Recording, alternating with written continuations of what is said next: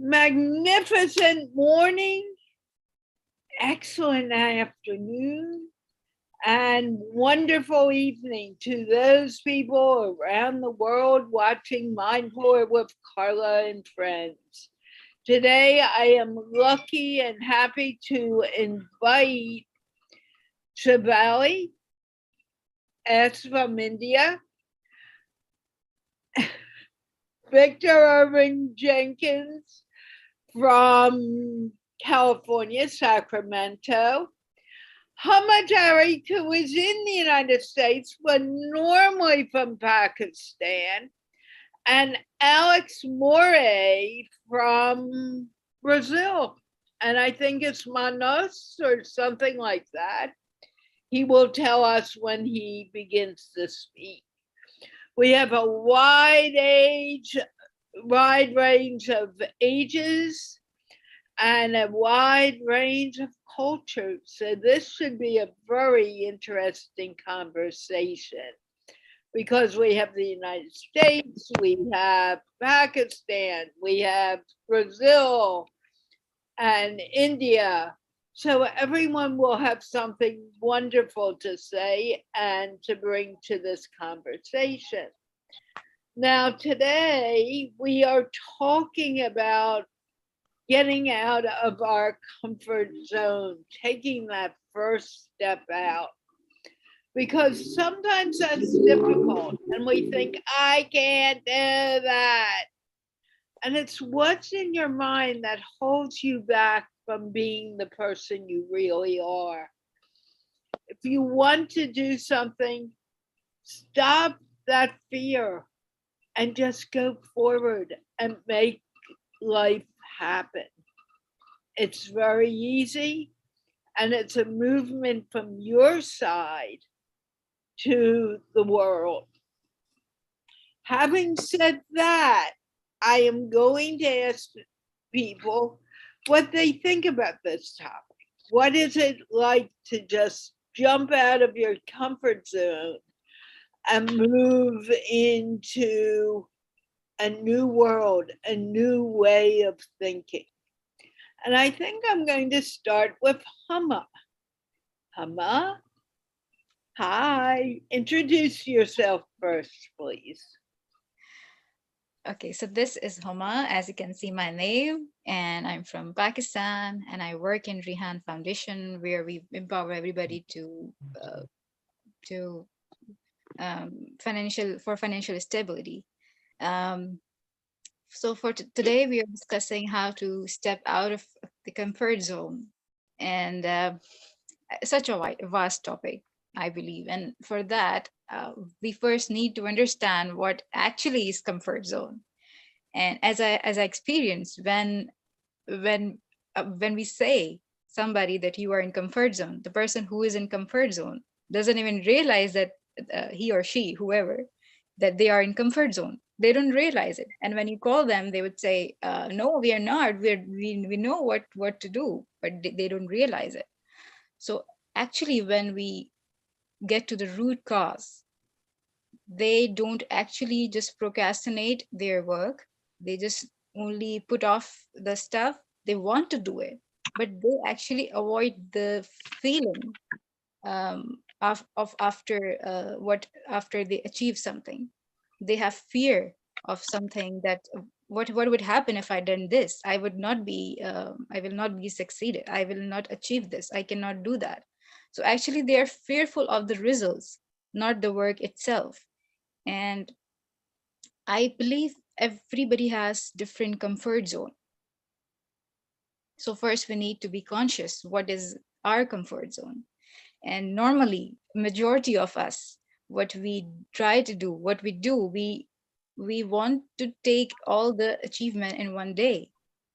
For example, if let's say if I want to learn a language, and of course I cannot learn it in a day, but Yes. I keep procrastinated. Alex can understand it. But if I keep thinking that I need to learn language, how can I learn it? I still cannot speak the language. If I want to learn French, for example, so it is impossible for me to learn French in 2 days. So of course, what I can do, I can just add 1% of my effort each day. And in 30 days, it would be 30% of my effort in a year. So if I learn just one vocabulary or one phrasal verb or one grammatical lesson in a day, so it will keep adding to my contribution, to my results, to my goal, and eventually I can achieve it. So there are so many factors that involves different person has a different comfort zone. Sometimes it could be childhood trauma, it could be bully. Maybe somebody's bullied and they no longer want to put the effort. And what my experience is, I actually feel that thinking takes more effort than actually doing it. So I would just say, just do it. Just do it. And it will give you an achievement hormone, a happiness hormone. But if you keep thinking on it that I want to do it, I want to do it, and you are not doing it, it will actually release a stress hormone that will keep you in the loop, and you are just spinning your wheel and you are not going anywhere. So I think just taking the first step from the step is so small step that it would not give you any trouble to do. Over to I have Carla. a question for you. When I was speaking to you the other day, you have to be honest. You said to me, I don't know if people understand my English. Why did you say that? Your English is perfect. Another comfort zone, because I think again Alex can understand it more than when we learn a new language, when we speak a new language which we don't usually speak in normal environment. And Shivali can understand it also, that we normally what we this language I don't I'm not much familiar with. When I start speaking that, we translate in the mind, and it gives you more effort, and it doesn't decode exactly what you are thinking, isn't it? So sometimes just like French, if I want to speak a perfect French, I cannot expect to do it overnight. Every day I contribute something to my lesson, to my achievement, and then it becomes something. So that what I feel, what I have in my mind, it's hard for me to decode exactly what I feel. So I think it happens in cross-cultural, um, or you can say multilingual meetings or sessions. Okay, you know why I asked you that question. Because it really, I heard you say that. And I think even Victor would say, your English is fine. And yet you use that sometimes to keep you from speaking English. I remember after you and I did our first interview together, and you said, I hope you don't mind my broken English. I don't see the broken English. I don't hear it. That's And correct. you need to be aware of that. And the first time when you asked me to come to the live show, my first interview, I would say I had I'm kind of an introvert, basically, and I always avoided screens, and I always avoided being in camera and pictures. I didn't want it to be. But eventually I conquered that fear the first time I gave live interview to Carla. And I was like, I kept procrastinating it. And so many times I said to Carla, no, I'm not available. I don't want to do it. This and that. I think I'm not good enough.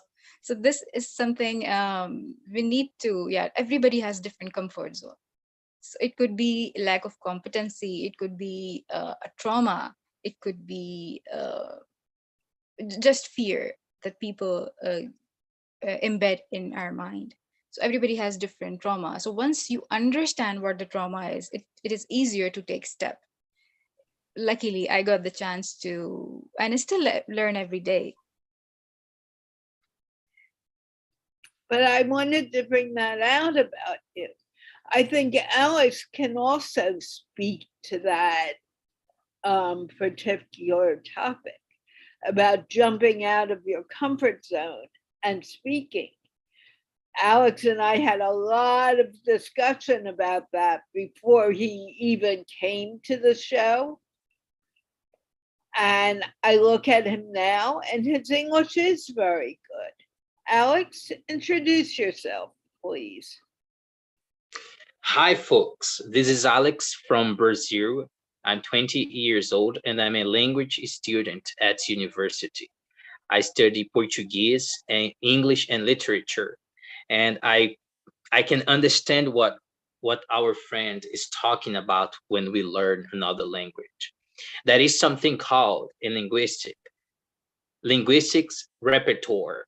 Like every day you can add something new. And I am sure that you guys know at least one word in different languages. I think you may know in Spanish, even in Japanese, Portuguese, whatever that language may be, but you at least know one word. But talking about stepping out of our comfort zone, I believe that we feel really comfortable when we are happy, when we feel that, oh, it's all good. But when we step out of our comfort zone, it feels uncomfortable. Sometimes it feels boring.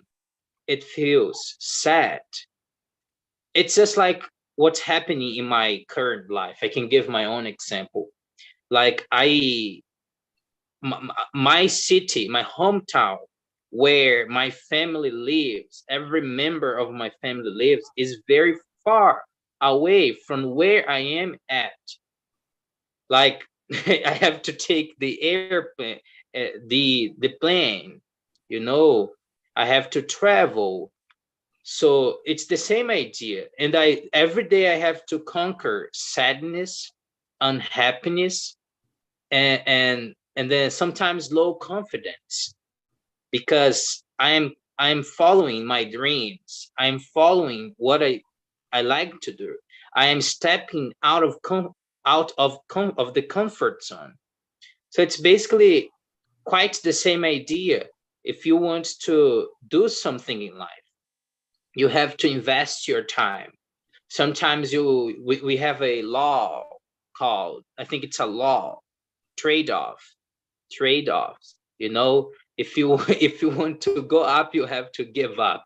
You know, if you want to have something much greater in your life, you've got to give up, or you've got to stop doing certain things that feel good in your life.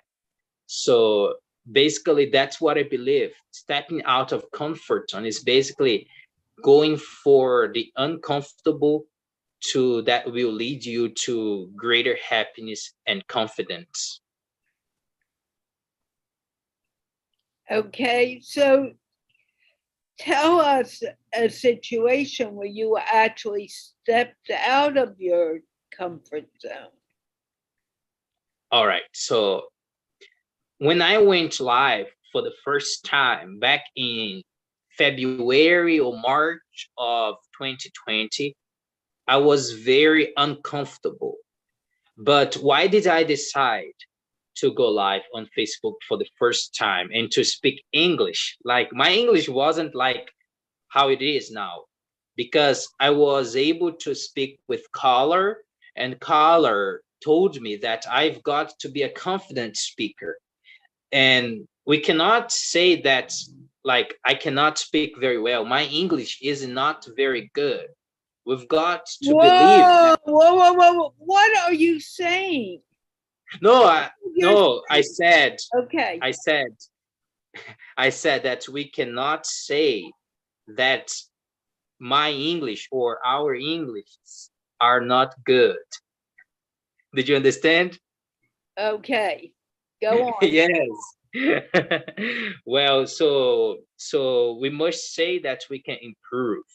We can get better day by day and just do something different. Go live on Facebook, make friends from other countries that you can so that you can practice your English. Maybe not just English. If you're learning Chinese, Portuguese, Spanish, Urdu, just find someone from that country And then you can find very easily, just go on Facebook and search for a word in that language that you are interested in, and find public groups.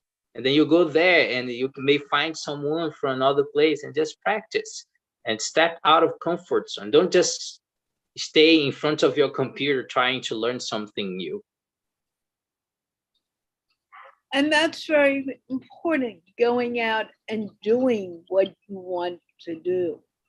I'm very proud of you, Alex. You've come a long way, and in a very short amount of time, because you stepped out and you came and you spoke. Javali, what would you like to say on the topic? Yes, Huma and Alex have covered it up very well. So I would just like to just add on to what they have said. Firstly, it's the fear of the unknown, which makes us procrastinate. And what happens, like many a times, then you regret it also later, because maybe you lost that precious time. But anyway, what is important is that that fear of the unknown is, as pointed out by Huma, it could be due to various factors. Okay, it's the upbringing, the background, the trauma, or maybe that person doesn't have the confidence at all.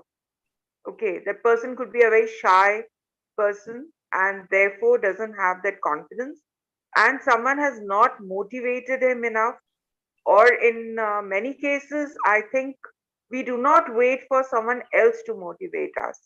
It can happen to us from within us once we have decided, once we recognize it.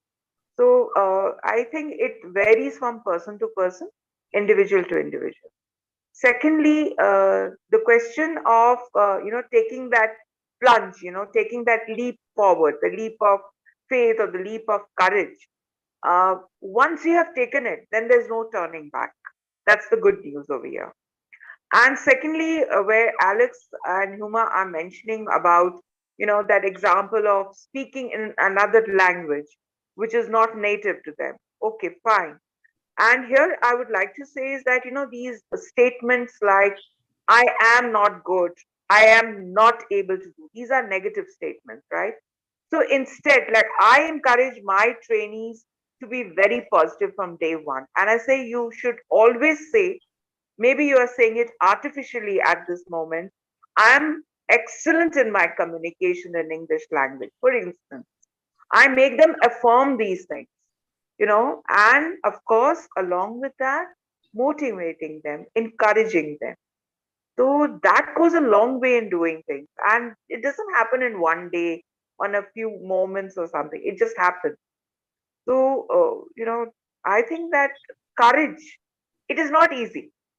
It's not easy. If you look at the lives of most of the successful people around us, each one has a story to tell. And they have made a beginning somewhere. And once they have made that beginning, then there's no turning back. So this is what I want to say. Okay.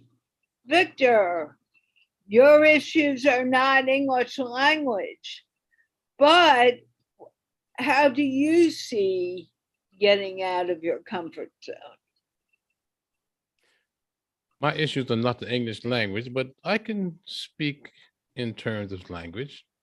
Many years ago, many years ago, there were these things called books. Alex, you probably have never seen one, but it's called a book. And when you went to school, you studied from books, right? So you opened these books, and in my school, they promoted that everyone, by the time they graduated high school, would speak two what we call foreign languages. My two languages was Spanish and French. In the 9th grade, I took up Spanish and fell in love with Spanish and did very well in Spanish, got straight A's in Spanish, and felt very comfortable in class when they would ask, como se llama, they would ask questions in the class, and I would excel. I mean, Spanish, really, I was rocking. And as long as I was in the classroom, then I was like Pancho Villa himself, because I spoke fluent Spanish as long as I was in class. Years later, though, so my comfort zone was being in class and speaking Spanish. And as long as I was in class, speaking Spanish was a piece of cake. Years later, Alex, when I became a registered nurse, my job was to sit in the front of the emergency department and interview people as they came in. What's your problem? How long have you had it? Where does it hurt? That sort of thing. And the hospital had interpreters employed so that when someone came in and spoke a language that the nurse, me, didn't speak, the interpreter would come in, and then the interpreter would act as a go-between between me and the person who spoke. And because of California, there are many, many people that speak Spanish. As I sat there and did my job, I found myself waiting for the interpreter to show up and waiting and waiting. And oftentimes I didn't want to wait. But alas, the thing that pulls you out of your comfort zone ordinarily is desire. If you desire something and it's outside of your comfort zone, then that desire is going to pull you out of your comfort zone. So I desire getting this job done without waiting for an interpreter. And would you believe it? I started using the Spanish that I had been accustomed to speaking in class. And that was out of my comfort zone because, see, I wasn't in class speaking to the patients. I was in real life speaking to the patient.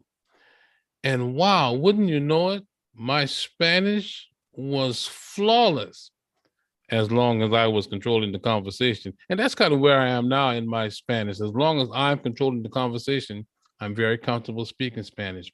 So rather than wait for the interpreter, I started using my Spanish 1 word at a time, 2, 3 words at a time. And before you know it, the Spanish that I thought I knew expanded. And I knew a whole lot more Spanish. In fact, several years ago, I was thinking maybe I could be the first Spanish-speaking motivational speaker. Of course, that dream has since passed, but you get the idea. So I fully understand the idea of a comfort zone, and language is really a good place to talk about the comfort zone because I was comfortable speaking Spanish in the classroom. My comfort zone pulled me out of it so I could speak Spanish when I'm sitting in the front of the emergency room in the hospital. So I feel your language conversation very much. Yes. So Victor, I can relate to this. That fire word that you have used, that your desire, you have to be on fire. Then only you will do it. Then you don't need external. It just happens. Yes, I can relate to this. Once you have decided on something and it's burning, there's a burning desire inside you, and nothing stops you. The courage comes, everything just comes. So yes, perfect. Yes. Gracias. Mi nombre es Victor. Oh. Okay. The comfort zone is a very interesting place because that's where we think we're comfortable. And at the same time that we're there, we're limiting our own growth.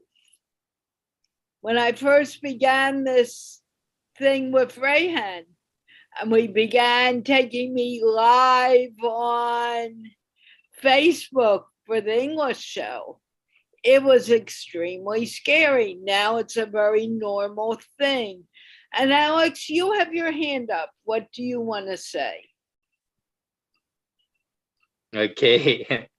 Well, I was going to emphasize on what Victor just talked about, that we must have a burning desire.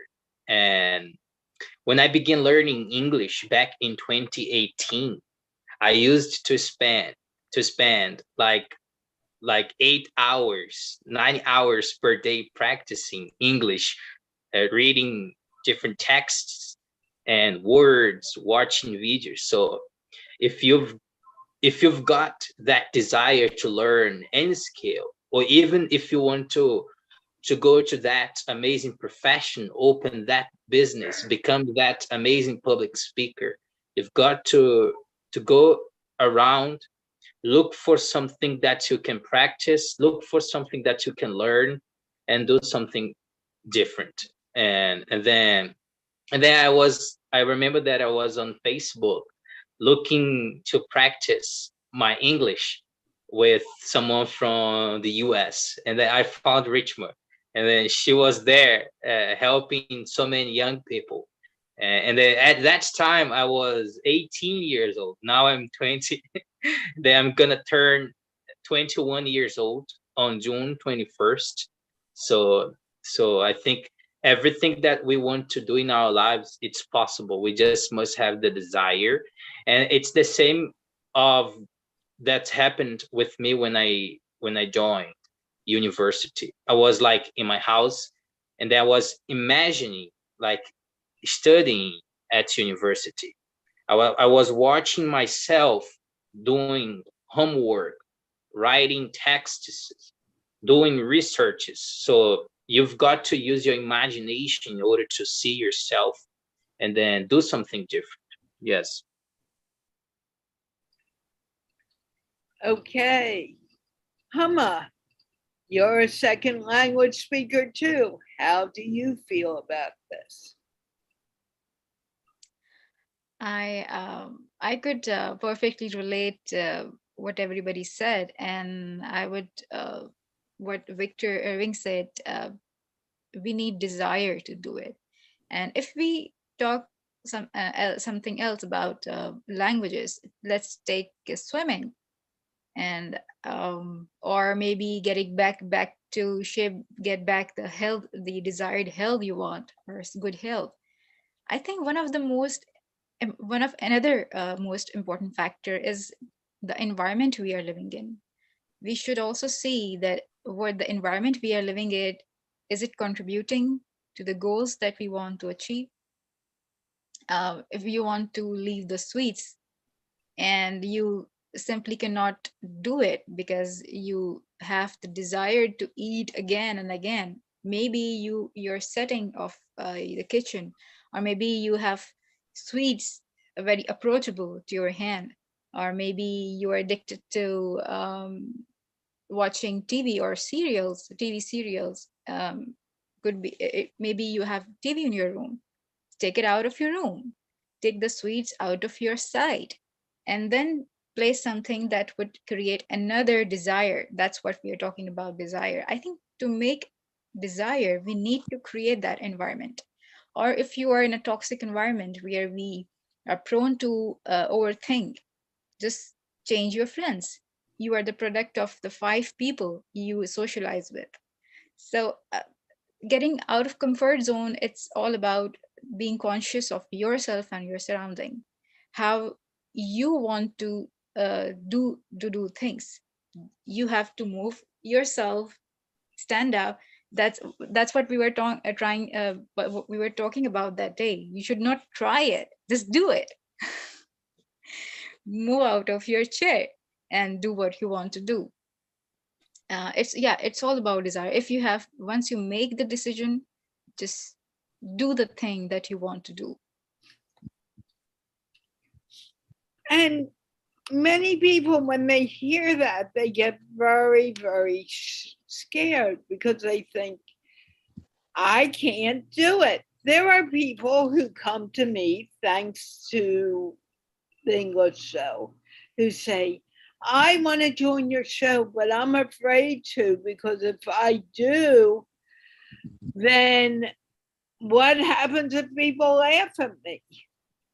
First of all, why do you care if someone laughs at you?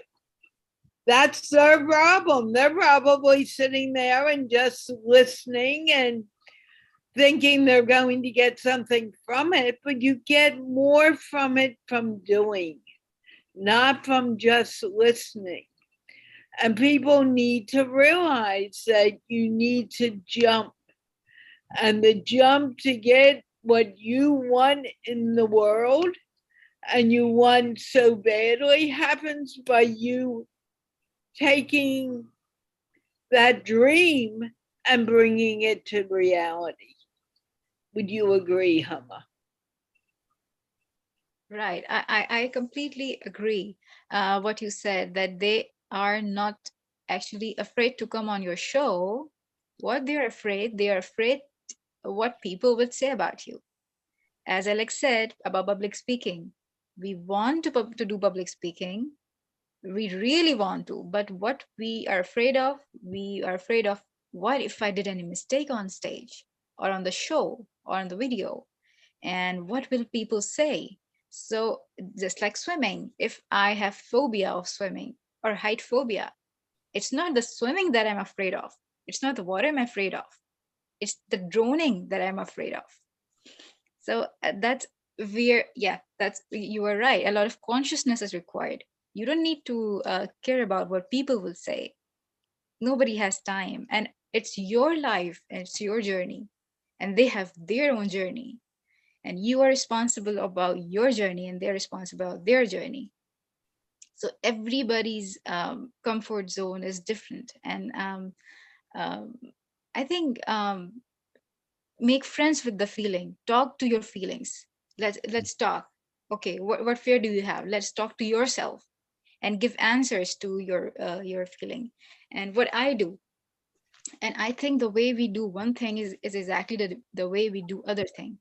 If I have social anxiety, for example, I can just do 1 minute or 2 minute hi hello talk with somebody I don't know. Just a minute, up one person a day. It can contribute to uh, to something big. Right. Alex, when you first came to my show, I remember getting you to say hello was like pulling teeth. And then I pulled teeth to get another response out of you. It was very challenging. But look at you now, you're ready to talk. What do you see what has actually changed in your life? Sorry, I need to plug in my laptop. Okay. Well, I believe that everyone has gifts. Everyone, that is greatness in every person in this world. Everyone has a superpower that they can use in order to make their lives better or to make other people's lives better as well. And then if you can discover that gift, if you can discover that quality, superpower, and to change the world, you will be really successful in everything that you do in your professional and personal life. And then when you talked about English, so as I said, every person can learn something new. Every person has superpowers. And then when I told myself like I can learn English, I remember when I didn't understand anything in English and that I used to watch movies in English.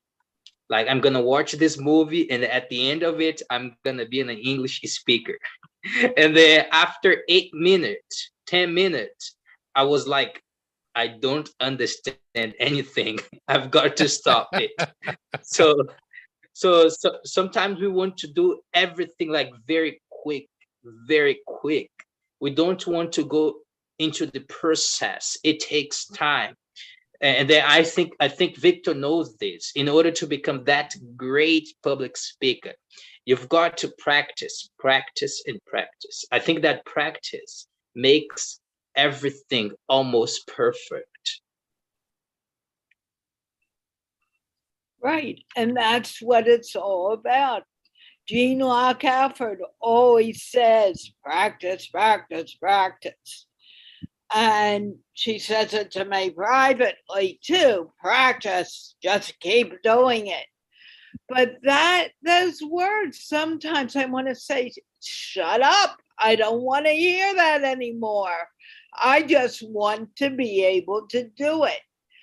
But when we are beginning something new, we are learning. We're learning even when we've been doing it for over 10 years or over 5 years. And the learning process never stops. It can always be improved. I've watched you begin to do interviews, and then your interviewing became better. You began doing groups, so you had plenty of people speaking to you in English. I went once, you really didn't need me because what you were doing, you were already teaching people. I was not needed for that. So I kind of came, I sat for a tiny bit, and I left. But that's what this is all about. Shivali, you train people and train people. What do you tell them to motivate them to do more of what they do? Firstly, I tell them they can do it. Everything is fine. And there are people who actually are coming from backgrounds where English is never spoken. Not a single word they hear in their environment. Their schooling, their education is an institution where English is just a formality. It's hardly spoken or encouraged. And now they land up to undergo trainings. Post trainings, they want to join these industries like aviation, hospitality, travel, and they want to go international. They want to work not just in the domestic field, but international airlines. And the transformation I see in them, it's amazing. And coming to your question is that what do I do? Say day one when I meet them. Firstly, I allow them to get comfortable. That fear is there in them.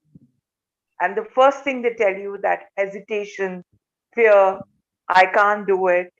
So I tell them whatever they are doing at that present moment is perfect. I encourage them.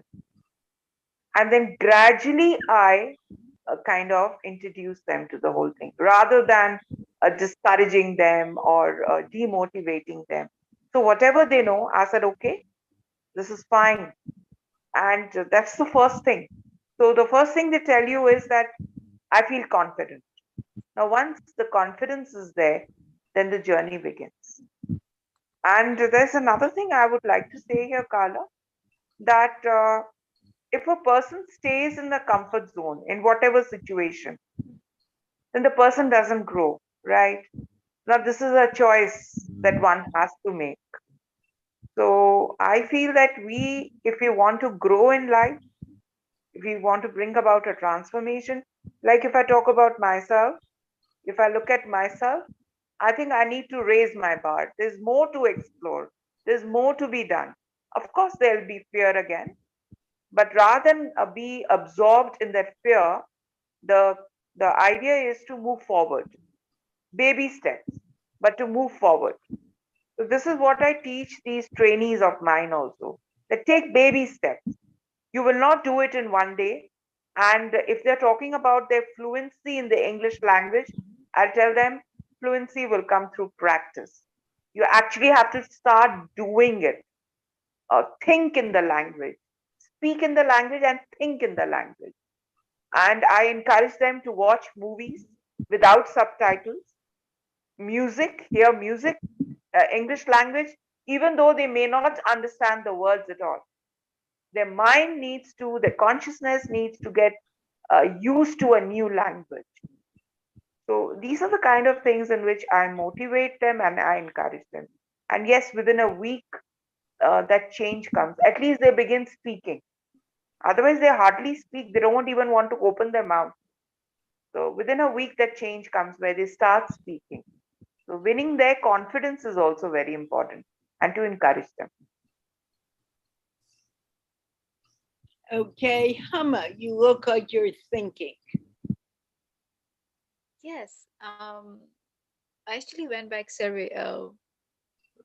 My mind got rewind to several stories of mine, and there's one thing, another thing that we hardly speak about, and I think it is a big factor in adding to a comfort zone. Um, we don't talk about health much, and I could still recall it that there was a time when I was struggling in my mind, not actually struggling to get a job or uh, get another course or something, and I was just stuck. My mind was working properly, but I was paralyzed with when it comes to take actions, and I was in overthinking mode. So there was one of my therapists, and she listens to me for an hour. She used to listen to me for an hour and ask me, "So how long did you do exercise yesterday?" I didn't do it. And every time I used to go to her, she said, "Make it a habit to do 30 minutes walk a day." Sometimes the problem is within our body, not with our mind. And what happens, we go to comfort zone, especially in this digital era where everything we are so addicted to screens, and we keep sitting on the screens all the time. It freezes the brain. It We don't get enough blood circulation. We don't get good circulation in our brain cells, and hence sometimes we don't have good we have vitamin B or vitamin 6 deficiency, that our brain has direct connection with our body, right? So sometimes we get to the comfort zone because the problem is on our uh, level of body. And I can still feel it when I exercise regularly, consistently. I think less and do more. I actually get the energy to do things, and I have a different kind of excitement and energy. I just don't lay on my bed and look at the roof and think about the things that could have been and might have been, and I can do. I just don't keep in the loop. So I think that's another factor that we should add into, that we don't exercise, that it's we don't prioritize it. I agree, because the mind and body are intimately connected. And as an transcendental meditation teacher from many years ago, we talked about the mind and body. When the mind is feeling comfortable, then we just easily begin, we find that our body is comfortable, and vice versa. If we're feeling good in our body, positive things come up. When we are well rested, we become more positive. When we're tired, then we tend to be a little more negative. We may say, oh, let's start with, if we're positive, we may be thinking, oh, wow, I really like Huma today. I like what she's wearing. And if I'm tired, I may look at Huma's clothes and say, ooh, why do I want to talk to Huma? It has nothing to do with the other person. It has to do with what's going on within ourselves. And we ourselves are the only ones responsible for our thinking. No one else can be responsible for the thoughts going in our minds. So when you talk about coordination of moving and feeling free, that's what you're feeling in your body. When you're talking about, oh no, I really don't like Huma. What are you feeling in the body? And is it Huma you don't like? Or is it yourself you don't like?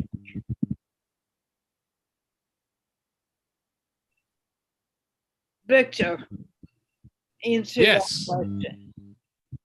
Oh, it's got to be you. Hummus is a reflection of what's in you, is all that is. This fabulous thing we have called our mind, what we end up doing is we get comfortable looking outside our minds when we have these emotions. But at the end of the day, whatever you see coming towards you, it begins from being inside of you. So that's the answer to that question. Hummus is just there being hummus. Who are you going to be? Are you going to be a person that's pleased with the input that you get, or a person that's not pleased with the input that you get? As I was listening to the conversation during this broadcast, it became clear to me that nowhere is the topic of the comfort zone more important or more applicable than in the culture of high school. I mentioned my high school Spanish courses a moment ago, and let me tell you about this comfort zone that doesn't have much to do with language. As long as I was in class, not just in my Spanish class, but all over, the people in the class, it was okay to talk with them, to interact with them. I mean, I was in class. But at my high school, every year they had this thing called a ball. When you were in 8th grade, you were a sub-freshman. So they had the sub-freshman ball. The following year, they had the freshman ball. And at these balls, there'd be this thing called dancing, right? And when I was in high school, the boys always asked the girls to dance. Now, in class, it's very comfortable to talk to the girls that were in class, very comfortable to talk about lessons. But boy, when it was time to dance, my heart would beat out of my chest. I wasn't comfortable asking to dance. I just wasn't. And I was just typical like the other boys in class. But over the course of the years, we are uncomfortable asking to dance. Then we get over that, right? Then we are uncomfortable asking to go on the date, right? Then we get over that, right? Then we're uncomfortable proposing. So you can see how the comfort zone, how the high school is a good framework to deal with this idea of the comfort zone. Because as soon as you get comfortable, you want something else. You desire to do something else. And so you have to leave that comfort zone. Because I got to tell you, when I first asked Sheila Macbeth to dance, oh my goodness, I thought surely that was going to be the end all be all. But strangely enough, once I got out of that comfort zone, once I got out there and just asked her, the strangest thing happened. She said yes. And so now I'm in a different place because now I got to know how to dance. Thank you, Victor. We are going to have to wind up the show in a few minutes. So I want to go and see what everyone is thinking about getting out of your comfort zone and your mental health. One, do your best to keep this down to a minute. Let's start with Alex. Me. Okay. Well, I'm very grateful to have opportunities to step out of my comfort zone. And I believe we all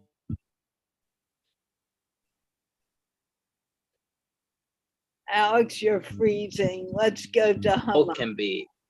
Oh, you're there now. Okay. Okay, someone turned my mic off. Okay, I'm back. Okay, well, I was saying that if we want to change something, we must step out of our comfort zone and just believe that we can do it and that, and then start. I was doing my life yesterday. Every month we go live, and then I was talking about asking questions before you stop. Never stop before asking questions. Never start before asking questions. Never say who you are before asking questions. You must ask questions to yourself, to others, so you can understand how you should go in life. And it happens the same with comfort. So that's it. Thank you. I think I went over 1 minute. I'm sorry. You did beautifully. Victor. The comfort zone will sneak up on you. The comfort zone is like an insidious process that really ruins your life. How do you know when you're in your comfort zone? Well, most of the time that you don't. I suggest that you establish some interval for yourself, maybe a week or so. And if at least once during that week, your heart doesn't race, or you don't get that bit of fear, if that doesn't happen to you for a week or more, notice it, because that means that you're living too comfortably. Okay, Shivali. Well, being in the comfort zone is natural. Firstly, we must acknowledge this. There's nothing wrong in being there. But the point is, if you want to transform yourself, you want to move forward in life, whatever be the goal and your dreams, whatever you want to achieve, you will have to come out of it. And the only way you can do it is to be self motivated. You have to bring the change within you. You are the only one who can do it. Others will add on to it, maybe. But I feel what I have learned from my own life also, that ultimately it's I who takes the decision and I step out. Once I do it, the first time I'll do it, and then I see the change in myself, automatically then for future, I think things turn out to be better. But yes, it can happen again and again also. But that's quite natural. I mean, there's nothing to feel bad about it. Just recognizing it and then moving forward is the the ultimate thing. So this is what I. Okay, Victor. Yes. What do you want? You've already done me. I would be cheating if I do it again. Okay, I'm sorry. Huma. That's okay. I think Shivali said it very beautifully, that it's okay to be in comfort zone. It's just a phase, and it doesn't remain forever. And the good news is you can cope up with it. Not cope up, you can actually get out of it. And so my first recommendation is identify the why of your comfort zone. Once you identify the why, it will be easier for you to get out of it. Make good environment for yourself. Make goals and make a good environment that contributes to something to achieve the goal. And third, take care of your health and take care of your mental health also. Your mind and body is one, actually. And number four, that's the most interesting, that a few days back I was listening to a speaker who has a lot of followers, and I was so surprised to know that every time he comes live, he still feel the same anxiety. And I was so happy to hear the story that I never recognize it that he has anxiety whenever he comes live every time. So read or listen to the role models and success stories. They also have comfort zone. They also had comfort zone, and they are succeeded today because they overcame them. So just track how did they achieve what they achieved, and just do it very little. Take baby steps every day, and you will get there. Forget about results. Just stick to your actions. That's from my side. Over to you, Carla. Over to me. I feel that the comfort zone is a place where we stay because we know we can do it. When we take one step out, we're doing something that we don't know that we can do. And when we begin doing something that we don't know we can do, we feel much better. It's time to just move out. It's time to be responsible for what we want to do. And it may be the first time we're doing something, and maybe the 5th time we're doing it. I know every time I go on MindPlore, there's a little nervousness. Every time I do the English show, I have no idea what's going to happen because different people come. But it's just being willing to deal with what may happen at the time of the moment that is most important. It's being present, and it's being aware of who we are. And we are more than we think we are. So we need to be able to move forward. Does that make sense? Yep. Yeah. Great. And with this, we have been talking about this for a little longer than I had planned. We are over the hour mark, which is a good thing because we were very involved with the conversation. No, we're almost at the hour mark. We started a little late. But I want to thank you guys for coming and being a part of the show today. And we will be back again on Thursday with another crew to talk about comfort zones, getting out. And remember, our mental health is dependent on moving out of our comfort zone. Because when we feel that we are stuck, it's because we're afraid to take that step forward. It's time to move forward. And with that, can we all wave goodbye? Bye, everyone. Bye-bye. And I'll talk to you guys on the other side. And we are